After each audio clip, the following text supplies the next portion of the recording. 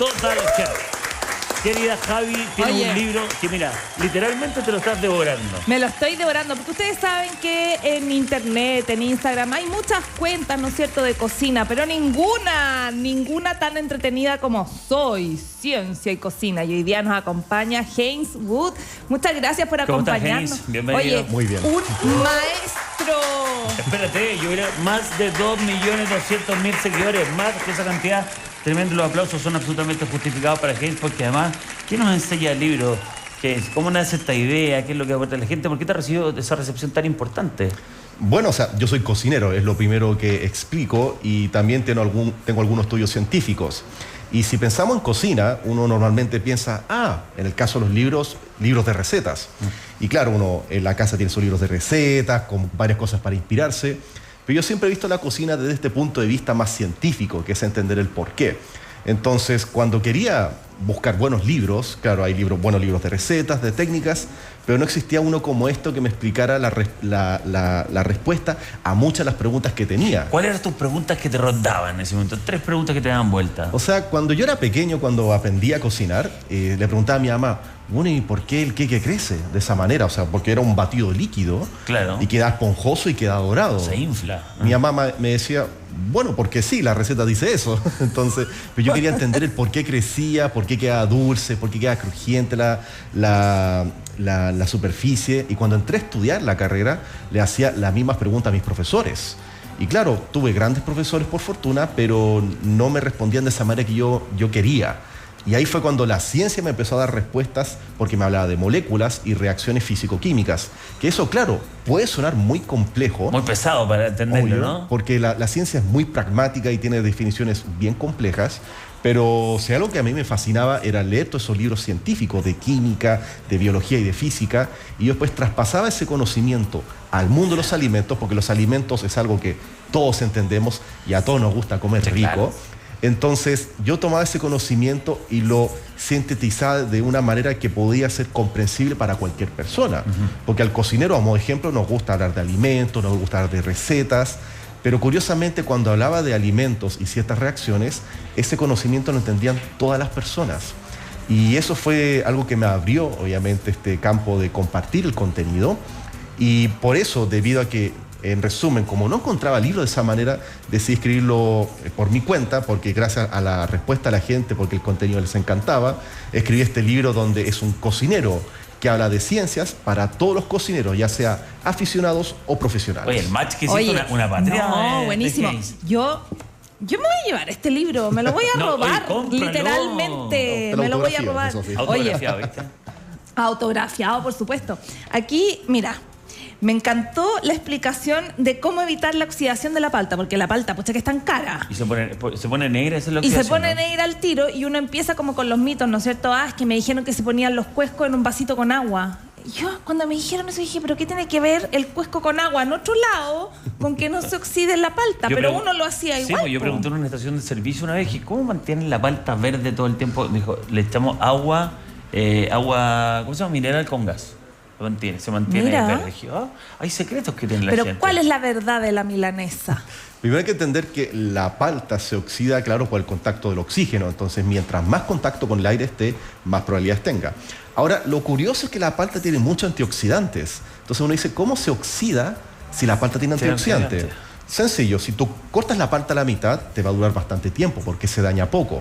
Pero si la mueles, que es a lo que estamos acostumbrados los chilenos, claro, destruyes mucho la estructura de la palta y libera más componentes que van a hacer que en reacción con el oxígeno se oxide más rápido. Así que el primer hecho es que mientras más procesada o más molida esté tu palta, más rápido se va a oxidar.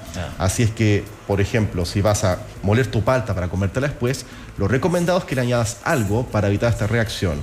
Y lo primero es evitar el contacto con el oxígeno. Entonces, ahí hay técnicas como colocar un papel húmedo, o sea, que tape totalmente la palta. ¿Y por qué húmedo? Porque si colocas un papel seco, va a absorber la humedad de la palta. Entonces tu palta va a estar un poco más seca y se roba un poco de sabor. Entonces eso es lo importante. Cuando tú colocas un papel húmedo, así tipo papel absorbente, tiene mejor superficie de contacto y evita que obviamente la palta toque el oxígeno. Pero también puede ser un papel plástico, puede ser un envase hermético, todo eso sirve. Y si no quieres usar ese tipo de elementos, ahí entramos a muchos de estos mitos y consejos o tips de la ¿Cuáles abuela. son buenos mitos? Espérate, en ¿y torno a la las palta? gotitas de limón? Ahí está. Entonces, ¿qué pasa? El limón tiene ácido cítrico y eso inactiva las enzimas de oxidación.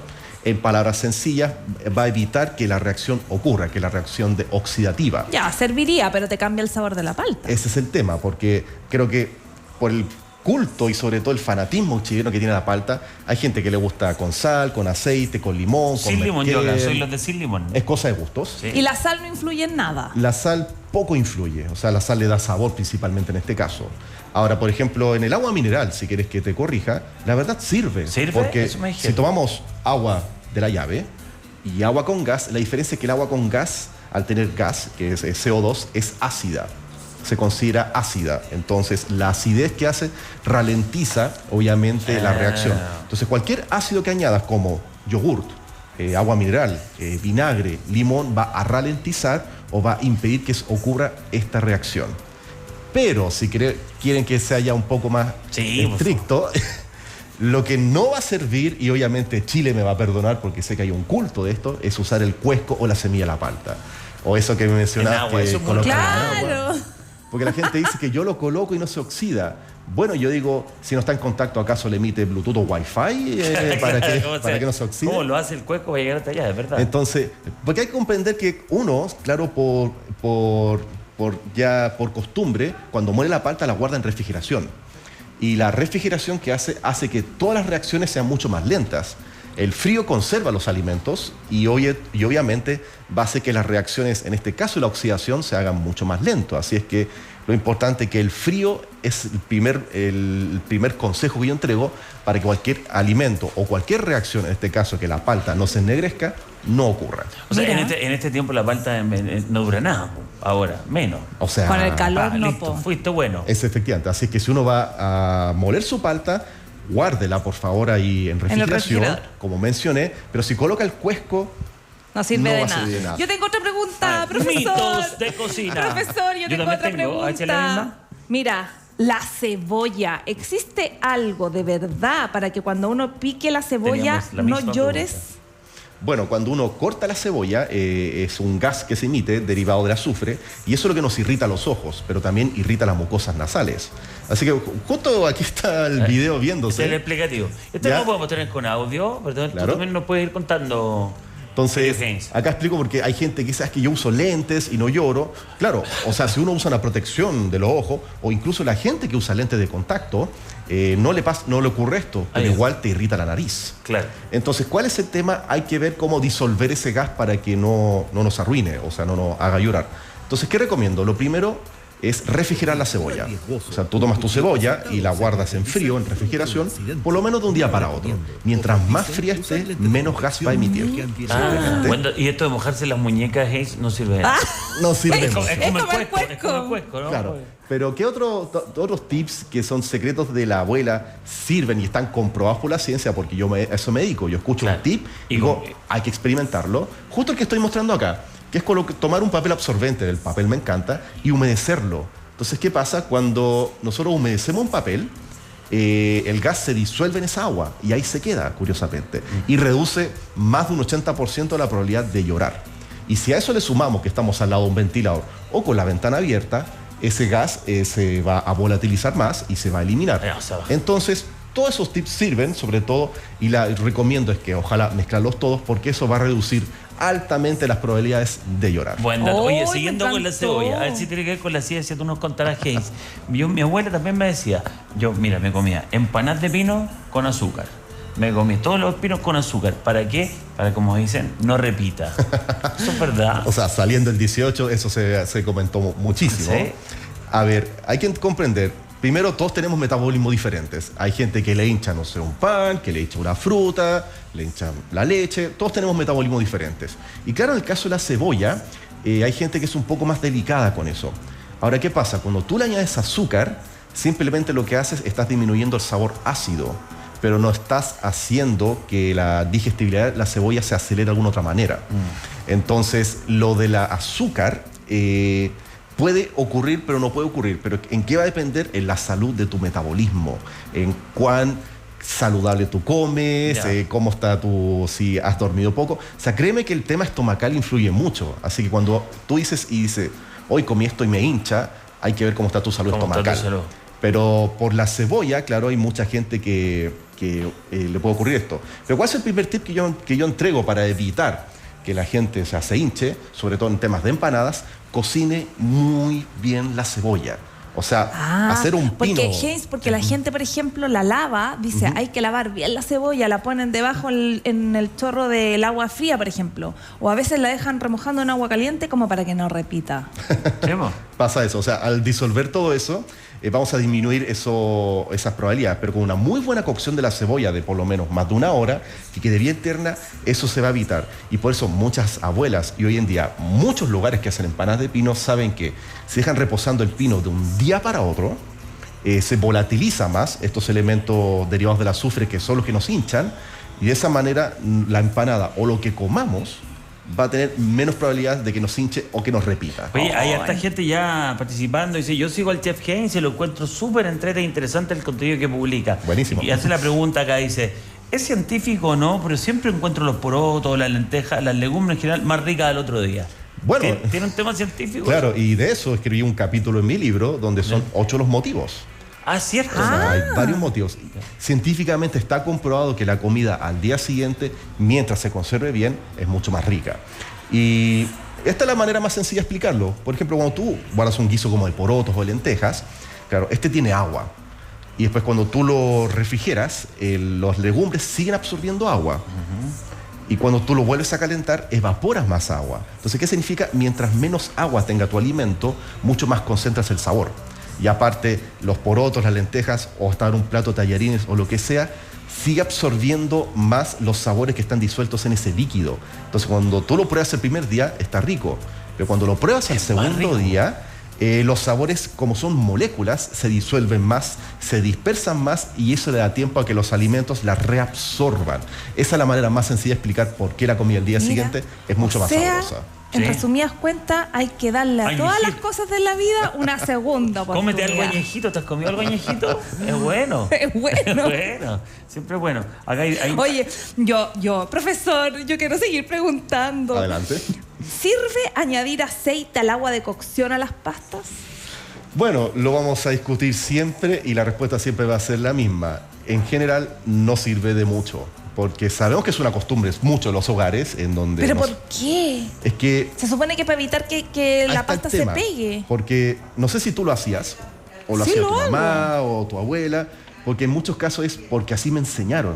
Porque mi mamá me explicó eso, mi abuela me enseñó, mi bisabuela. Son temas que se van traspasando entre las generaciones. Entonces, claro, cuando te enseñan a cocinar unas pastas, unos tallarines, dicen, no, hierva el agua, coloque aceite y las pastas.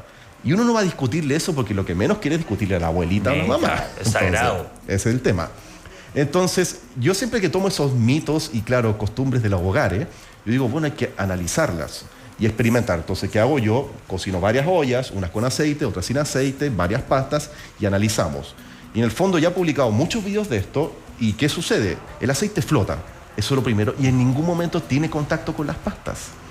Pasa eso, entonces no va a influir en que tu pasta se pegue o no. Lo que hace que no se pegue, por eso normalmente la cocinamos en agua hirviendo, las burbujas de ebullición, porque eso mantiene en movimiento las pastas y evitan que se peguen.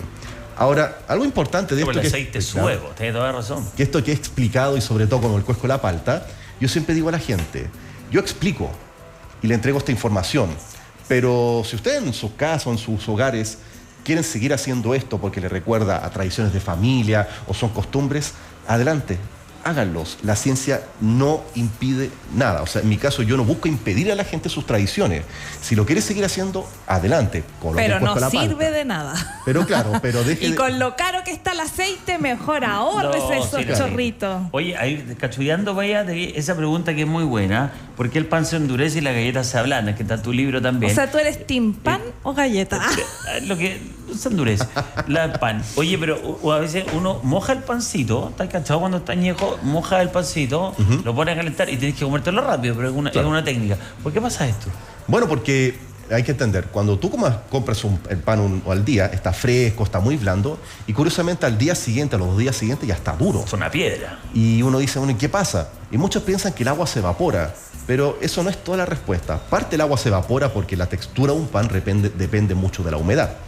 Pero ¿qué sucede? Los almidones, que es parte de la harina, hay una reacción que se denomina retrogradación. ¿Y qué significa eso? Que el almidón se endurece. Pero cuando se endurece, ¿qué significa? Forma una estructura como si fuera un vidrio, como un cristal, y el agua la tiene atrapada dentro. Entonces, ¿qué significa eso? Cuando tú masticas el pan que está duro, no sientes el agua porque está como atrapado como una especie de vidrio. Pero, si tú le vuelves a calentarlo, o sea, lo colocas en el horno, ¿qué va a hacer? Vas a romper esa estructura de cristal y se libera el agua y vuelve la humedad.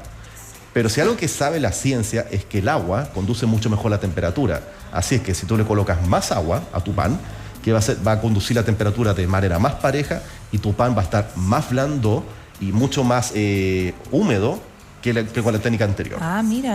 Y es un mito, Heinz, lo de la bolsa de papel, porque mi mamá siempre me dice, cuando yo compro pan y me la entregan en la bolsa de papel, me dice, hija, guárdala al tiro en bolsa plástica. Porque según ella, que se endurece más lento. Sí, va a depender, porque créeme que hay beneficios de guardarla en bolsa plástica y hay ciertas contraindicaciones. Por ejemplo, las bolsas de papel son respirables, o sea, permeables. ¿Qué significa? Eliminan la humedad, pero también permiten respirar. ¿Y qué significa eso? Si lo guardamos en una bolsa plástica, como es impermeable, la humedad no se escapa. Y claro, el pan se puede conservar fresco por un poco más de tiempo, pero también, sobre todo en épocas de verano, aumenta la probabilidad de que aparezcan hongos. Así es que porque a los hongos les gusta la humedad. Y a veces pasa que compras pan caliente y lo dejas en una bolsa de plástica y como que suda, porque vemos toda esa humedad. Y el problema es que en esa humedad le encanta a las bacterias y le encanta a los hongos. Entonces podría ser un pequeño peligro y un pequeño riesgo de hacer eso. Así que yo personalmente recomiendo la bolsa de papel o de género, porque nos permita eso. Pero si a usted le sobra pan, recuerde, congélelo. Es mucho mejor. Mira, buen dato. Oye, buen dato. Estamos viendo ahí un tema súper interesante, porque a mí me ha pasado que cuando yo lavo los vasos y los pongo así abajo, después cuando los guardo tienen un olor malo. ¿En serio? Te juro. ¿Eso es así o no? Sí, o sea, porque curiosamente este video lo publiqué ayer y a la gente le ha encantado, porque decían, al fin alguien habla de esto que nadie hablaba. Claro, ¿cómo laváis el vaso? O sea, no, más allá de lavar el vaso, que tú tomas un vaso y dices, oye, pero huele raro, huele a huevo. ¿A huevo? Exacto, y uno dice, pero si no he tomado ni una vaina, no he hecho huevo revuelto en mi vaso. ¿Qué pasa? Que sobre todo, hablemos del caso de Chile, en general al norte y al centro de Chile, el agua es muy dura. ¿Qué significa eso? El agua es alta en minerales como calcio y magnesio. El problema es que en esos minerales le gustan a ciertas bacterias que cuando los consumen, como acá lo explico, generan ciertos gases derivados del azufre. Y eso ocurre en aguas muy duras. Así que cuando uno puede lavar bien, puede usar buen detergente, pero si sigue oliendo a huevo... Y el azufre huele a huevo. Exacto. Claro. Si sigue oliendo a eso, es simplemente por la dureza del agua. Entonces, ¿cómo uno evita esto? Aquí yo explico que añadiendo un poco de vinagre, que es un reactivo para evitar el aroma al azufre, ocurre esto. O tal vez hoy en día venden ciertos filtros para hacer que el agua no sea tan dura. Eso también puede servir. Pero esto no es un tema de higiene, sino principalmente un tema de la dureza del agua. Claro, pero es que a veces uno pone, Heinz, un pañito, ¿no es cierto? Lava el vaso y lo pone dado vuelta encima del pañito. Entonces tampoco hace como que respire el vaso. Claro, entonces explico que esa es otra manera en donde podemos aumentar las probabilidades de que esto ocurra. Porque si secamos los vasos en un paño, que eso está bien porque lo ayuda a secar más rápido, pero sobre todo si hace calor se acumula gas. Y ese gas derivado del azufre, que uno lo levanta y huele a huevo. Eso es el mal. ¿Y con toalla no se evita eso a veces? Sí, podemos evitarlo, pero es importante. Siempre recomiendo cuando lavemos platos, vasos, lo que sea, secarlos. O sea, en un mundo ideal deberíamos secar y guardar. Pero como nos lo dejamos normalmente en el secaplatos, claro, para que el aire haga el resto, eso es una muy buena práctica, porque si lo dejamos tapado, así como hermético, como sale acá, genera más gas y obviamente aumentamos las probabilidades de que eso ocurra. Pero la mezcla dos cosas, la respiración y sobre todo la dureza del agua. Oye, datos súper domésticos y prácticos también que nos trae. Acá hay otra dice, ¿por qué el ajo a veces se pone verde? Preguntar acá, la Paula. Bueno, siempre hemos visto que al cortar ajo tiene como una especie de brota dentro, o sea, que es nervio, algunos le dicen, pero bueno, es el brote interno del ajo. ¿Y qué pasa? A veces está verde, a veces está azul y a veces está blanco. Pero después uno corta el ajo, lo muele y de la nada se coloca verde o azul. Y uno dice que esto está contaminado. ¿Y qué sucede? Curiosamente, el brote del ajo tiene ciertos derivados del cobre. Y dice, ¿cobre? Bueno, que son minerales derivados del cobre. ¿Ya? Y eso es algo totalmente normal. ¿Y qué pasa cuando reacciona con el oxígeno? Hay una reacción que se llama sulfuro manganeso, recuerdo, y que ocurre esa reacción donde cambia radicalmente el color. Ahora, si eso ocurre, claro, no es muy atractivo comerse un ajo que tenga como color a pasta de dientes, pero no es ningún problema. No cambia el sabor. Eso me pasa a mí con el arroz, Claro. cuando le pongo el diente de ajo y dejo después el arroz tapado, qué sé yo, dentro del refrigerador, cuando ya tiene varios días, queda el diente verde. Claro. Así, pues.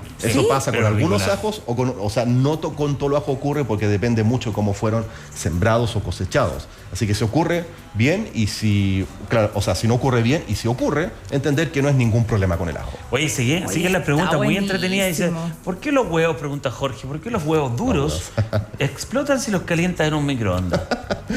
Bueno, hay varios videos que se han vuelto virales donde, claro, la gente calienta un huevo duro al microondas y lo parte y explota. Y eso puede ser muy peligroso, así es que por favor no lo hagan.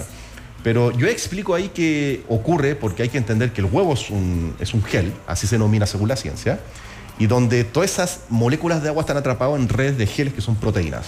Entonces cuando tú calientas, sobre todo en un microondas, ¿qué pasa? El microondas calienta de cierta manera que expande más el agua y se queda atrapado entre las paredes proteicas del huevo. Entonces, ¿qué sucede? Tú no lo ves, porque esto es diferente a calentarlo en un horno o calentarlo en agua.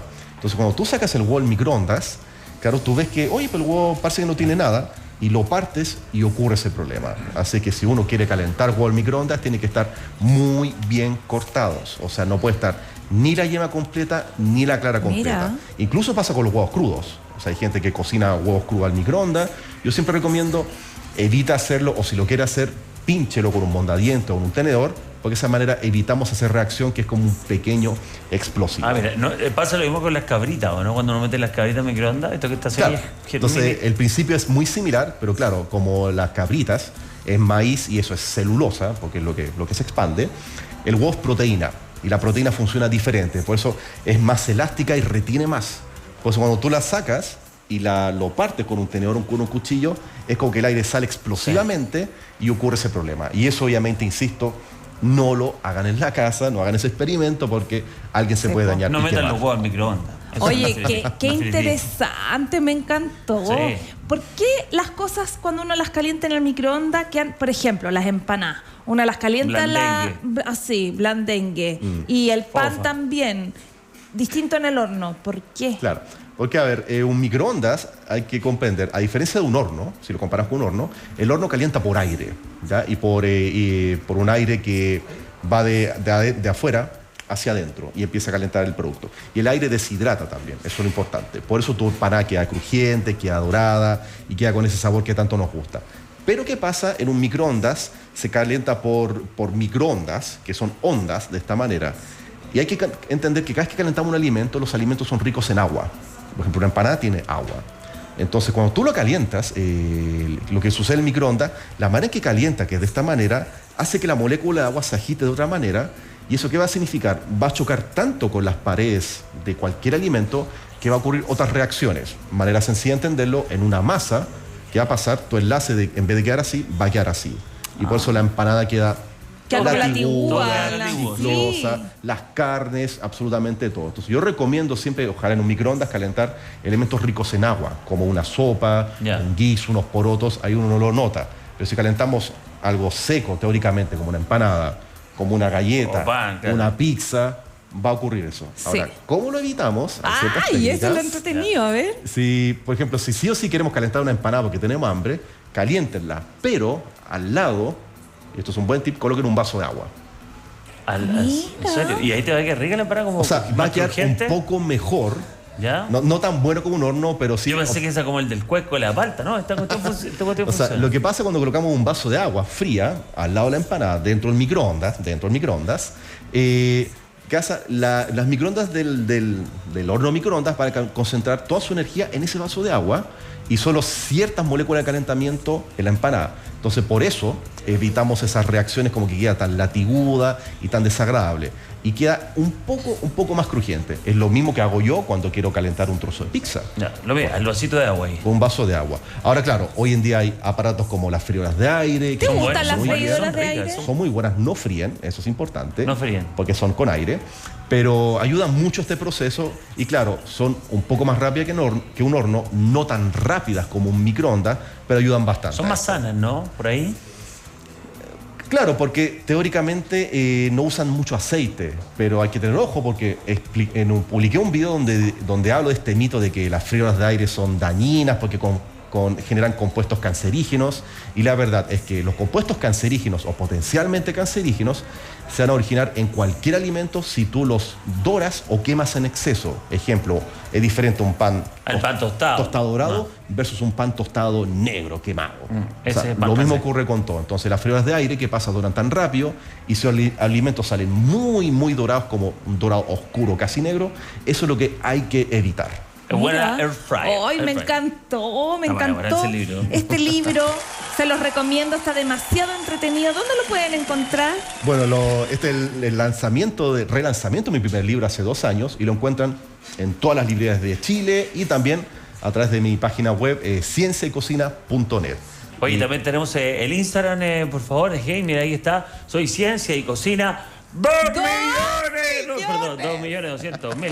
Oye, yo que tengo 43.000 y me sentí así. Hey, debiera hacer fotos y etiquetarnos. No, maravilloso, hey, por estar contigo. La última pregunta para alguna próxima oportunidad. Dice, ¿las hormigas no se queman en el microondas? ¿Las hormigas? ¿Y quién metió hormiga al micro? Hay gente acá que gente está cocinando de todo. Bueno, porque las hormigas tienen un componente llamado ácido fórmico, Hoy sabe todo. ¿qué pasa? Como es un derivado o sea, tiene agua, pero un derivado del alcohol, refleja la onda de otra manera, por eso resisten mucho más. Mira qué tal. Hey. Oye, nos quedaron muchas preguntas, así que ¿podéis venir de nuevo? Encantado. Siempre. ¡Ay, Y buenísimo! etiquetarnos. Muchas gracias, Kenza. ¿Podéis mandarle un saludo a nuestra gente y decirle que el buenos días, buenas tardes es el mejor matinal de Chile? Efectivamente, mando el saludo ya. Entonces, primero que nada, un gran saludo sobre todo a todos los seguidores de este canal y a mis seguidores. Muchísimas gracias por su apoyo y recomiendo que acá sintonicen buenos días, buenas tardes. Porque ustedes saben, esto es Ciencia y Cocina. Soy Ciencia y Cocina, maravilloso. Oye, ya volvemos con más datos interesantes para ti. Viene Iron Car con más datitos de esos tips que te han servido tanto. Y arriba de nuestra Katy Sao ahí instaladísima. Maravilloso, nos vamos a unos cortos comerciales y ya volvemos. Es viernes.